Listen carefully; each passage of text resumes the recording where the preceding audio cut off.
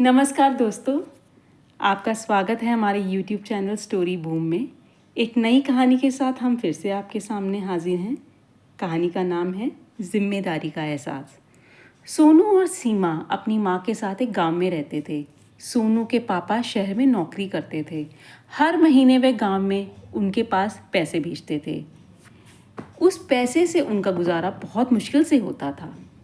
हर महीने की 10 तारीख को रामदीन डाकिया उन्हें उनके पिता के द्वारा भेजा गया मनी ऑर्डर दे आता था।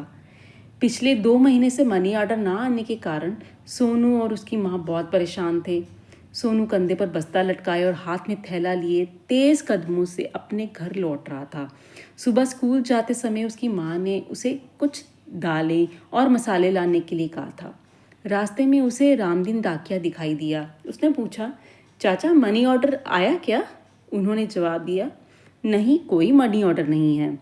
सोनू परेशान हो उठा। घर पहुंचकर माँ को सामान का थैला पकड़ाते हुए उसने कहा, माँ, दुकानदार ने अब और उधार देने से मना कर दिया है। वह कह रहा है पहले वाला उधार चुकाने पर ही और सामान दूंगा। माँ बोली, अब क्या करूं? बेटा, तुम्हारे पिताजी का 2 महीने से मनी ऑर्डर नहीं आया। अभी तक उधार के सहारे ही गुजारा चल रहा था।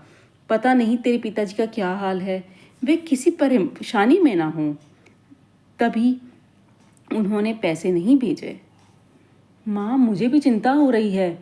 इतने दिनों से पहली बार हुआ है जब उन्होंने पैसे नहीं भेजे। सोनू बोला, तुझे भूख लगी होगी, चल हाथ मुंह धो ले, मैं तेरे लिए खाना परोसती हूँ। माँ ने इतना कहकर उसके लिए खाना परोस दिया। सोनू खाना खाने लगा। तभी उसकी बहन सीमा उछलती कूदती वहाँ आई और अपने भाई से कहने लगी, भैया, इस बार मुझे दिवाली मेला देखने ले जाएंगे ना? मुझे नई फ्रॉक और खिलौने भी चाहिए। सोनू बोला, हाँ हाँ, अवश्य हम मेला देखने चलेंगे, तुम्हें खिलौने और फ्रॉक भी दिलवाऊंगा। दूसरे दिन विद्यालय जाते समय सोनू सोचने लगा कि मैं किस प्रकार माँ की सहायता करूं। दुकानदार अब और उधार नहीं देगा। शहर से पिताजी को भी कोई खबर नहीं आ रही है। अब घर की जिम्मेदारी मेरी ही है। विद्यालय से आते समय सोनू स्टेशन की ओर चल दिया। गांव से 5 किलोमीटर की दूरी पर एक स्टेशन था। उस स्टेशन के पास जैसे ही सोनू पहुंचा, तभी एक गाड़ी आकर रुकी। स्टेशन पर एक व्यक्ति 2-3 सूटकेस लिए उतरा। वह कूली को ढूंढ रहा था। सोनू ने आगे बढ़कर कहा, साहब, मैं आपका सामान उठाकर ले चलता हूँ। कोई कुली दिखाई ना दिया, इसलिए उस व्यक्ति ने अपने सूटकेस सोनू को से उठवा लिए। इसी प्रकार उसने 3 बार स्टेशन से कूली की तरह लोगों का सामान उठाया। सामान उठाने के कारण उसके शरीर और कंधों में बहुत दर्द था। घर पहुंचकर उसने कमाए हुए पैसे अपनी गुल्लक में डाल दिए। माँ ने पूछा, बेटा, आज इतनी देर कैसे हो गई?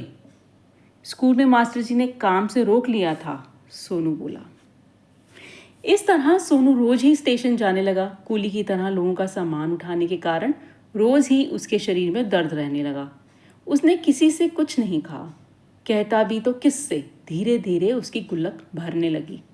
सोनू की माँ रोज उससे स्कूल से देर से आने का कारण पूछती, तो वह कोई ना कोई बहाना बना देता। रास्ते में उसे जब भी रामदीन डाकिया दिखाई देता, वह उनसे पूछ लेता, चाचा, पापा का कोई मनी ऑर्डर आया? उनका वही नहीं जवाब सुनकर वह आगे बढ़ जाता। रामदीन चाचा ने उसे कूली की तरह काम करते देख लिया था, पर वह उसकी क्या सहायता कर सकते थे। एक दिन सोनू ने सोचा कि 2 के बदले 3 चक्कर में सामान उठाना शुरू कर देता हूँ, इससे अधिक पैसे मिलेंगे। 3 चक्कर लगाने के कारण उसे ज़्यादा पैसे मिले थे। आज वह खुश था, पर उसके पूरे शरीर में बहुत दर्द था। घर पहुंचकर वह गुल्लक में पैसे डाल ही रहा था कि उसे अपनी माँ की आवाज़ सुनाई दी, क्यों रे सोनू, अभी और कितने दिन तक मास्टर जी का काम करता रहेगा? तू इतना कमज़ोर भी हो गया है। ये कहते कहते माँ भीतर आ गई। माँ को अचानक सामने देखकर उसके हाथ से गिरकर गुल्लक टूट गई। सारे पैसे ज़मीन पर बिखर गए। इतने सारे पैसे सोनू के पास देखकर माँ को गुस्सा आ गया। वे बोली, इतने पैसे कहाँ से आए? बोल, तूने चोरी की है? हे भगवान, अब क्या मुझे यह भी सहना था? तभी सोनू सोनू पुकारते हुए रामदीन चाचा घर में आ गए। वे बोले, सोनू, देख, तेरा मनी ऑर्डर आ गया है। अब तुझे कूली नहीं बनना पड़ेगा। क्या सोनू कूली बनकर बोझ उठाता है? माँ हैरानी बड़े स्वर में बोली। हाँ बहन, ऐसी समझदार औलाद भगवान सबको दे। यह अपनी जिम्मेदारी समझता है। घर पर पड़ी मुसीबत में इसने किसी के आगे हाथ ना फैलाकर अपनी मेहनत से पैसा कमाया है। रामदीन के चेहरे पर सोनू के लिए प्रशंसा के भाव थे। सोनू की माँ अपने विचार पर पछताते हुए रो पड़ी। वह बोली, हे भगवान, मेरा छोटा सा बेटा बोझ उठाकर अपनी जिम्मेदारी निभा रहा था और उन्होंने आगे बढ़कर अपने बेटे को गले ले लिया गया। दोस्तों, ये थी आज की हमारी कहानी जिम्मेदारी का एहसास।